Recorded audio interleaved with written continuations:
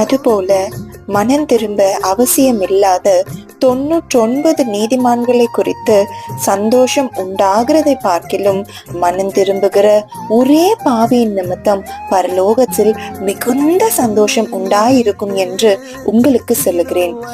பாருங்களேன், எந்த ஒரு வசனத்திலயும் பரலோகத்துல சந்தோஷம் உண்டாயிருக்கும் என்று போடல. ஆனா ஒரு பாவி மனம் திரும்புகிறான் என்று சொன்னா அந்த ரட்சிப்பை குறித்து பரலோகமே சந்தோஷப்படுகிறதா. அப்ப அந்த ஆத்தும ரட்சிப்பு நம்மளுடைய வாழ்க்கையில எவ்வளவு ஒரு முக்கியத்துவமானது ஒன்று அப்படின்றது இந்த வசனத்துல இருந்து நமக்கு தெரியும். இப்போ ரட்சிக்கப்பட்ட நம்ம என்ன பண்ணணும்?